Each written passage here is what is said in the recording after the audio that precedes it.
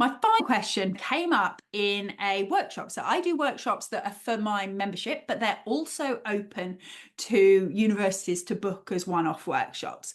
And this was somebody who'd come as a one-off workshop, and I was asking about what's challenging at the moment in their lives. And they said that they lack the knowledge to assess their own work. And that meant that they were really struggling to know whether what they were writing is good enough. I just thought this was so important that I decided to grab it out of the chat from the workshop and respond to it here. Because when we realize that we lack the knowledge to assess our own work, we often think that's a problem. That you should be able to assess your own work, and that if you can't assess your own work, then you can't do it. And when we think of that as a problem, it can be absolutely paralyzing. It's so hard to get on and do anything when you don't know whether it's good enough. And crucially, you believe you should know that it's good enough. My first response to this is you don't. You don't have the knowledge to assess your own work. If you're a first year PhD student, second year PhD student, even more senior than that, or if you're a more senior academic doing grants and things like that for the first time, you probably don't have the knowledge to assess your own work accurately and thoughtfully. The only bit that's a problem here is you believing that that's a problem and believing that it's an irretrievable problem. At the moment, you have a pretty limited understanding of what people are looking for in this piece of work. That's why you're at the beginning of this academic journey. That's why you're working with people who know more than you do. Not being able to tell whether it's good enough or not, or handing it in thinking it was good and then getting a bunch of comments back telling you it's not as good as you thought it was, is exactly what should be happening. You're in this messy grey bit where you're becoming your next version. You're becoming an independent researcher. If you're a PhD student, you're becoming a senior researcher if you're an academic. And you're meant to not know. And it's okay. It's nothing about you. Everybody has been in the position where they don't know whether what they're doing is good enough, and they've got insufficient skills to figure it out on their own. So what do we do? Well, the first thing is that whole acceptance thing. This isn't a problem. This is exactly where you're meant to be. What you can do on top of that is start to think about, well, what do you understand? What do you know about how it should, inverted commas, be done? So that you can start from that understanding. So we know there's lots of nuance of how to make it a deep argument or how to be critical or whatever that we're finding really, really difficult. But there are elements that you do understand based on your previous education. Get really clear on what those things are and learn to check your work for the things that you do know need to be there. The second thing is being really systematic. Often what happens when we're at the beginnings of learning how to write a paper, for example, we kind of expect our first drafts to sound a bit like an article because we don't really understand how many iterations they go through. And so we actually end up spending less time iterating our work than people who are much, much more experienced and much more knowledgeable than us.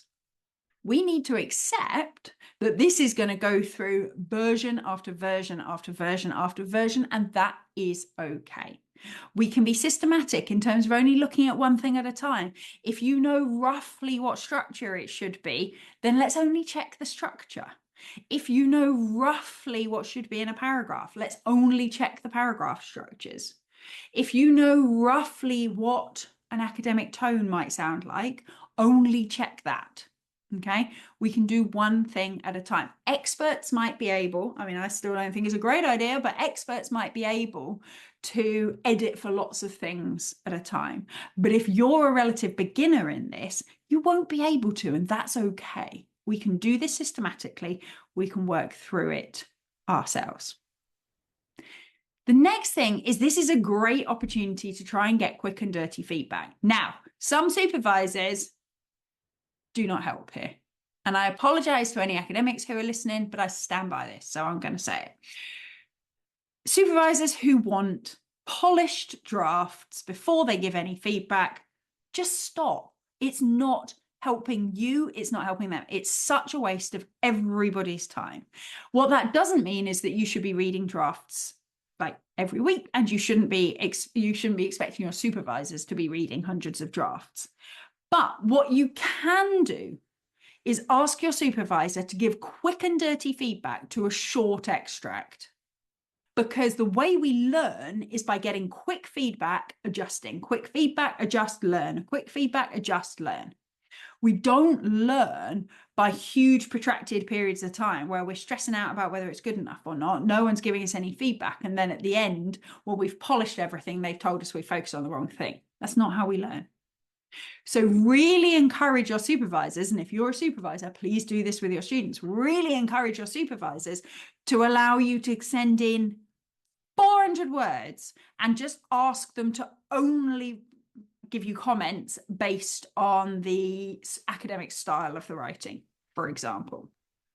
Or ask them to be able to send them like a paragraph outline where you've got, in this paragraph, I'm going to say this paragraph, that, where it's a line for each thing, and ask them solely for feedback on the structure or solely for feedback on the argument that you're making. Okay, try and use any opportunity to get quick and dirty feedback. Even if you've written more, one thing you can do is to learn to extrapolate from feedback. So if you've written 4 pages of a lit review, give 1 page to your supervisor, ask for feedback on it, then apply everything you've learned from that 1 page to the other 3 pages before you send that to your supervisor. So that way, if your supervisor in that first page has said, too much passive voice here, try and go into more detail here, or you've got repetition here, you can then go through the other 3 pages looking for passive voice, looking for repetition, looking for where more depth is needed. It reduces supervisory workload because they're only reading 1 chunk of it instead of all of it. And it's giving you an opportunity to actually practice assessing the quality of your work. Because that's what needs to happen here. Not having the knowledge to assess your own work isn't a fixed state. It's just your current situation.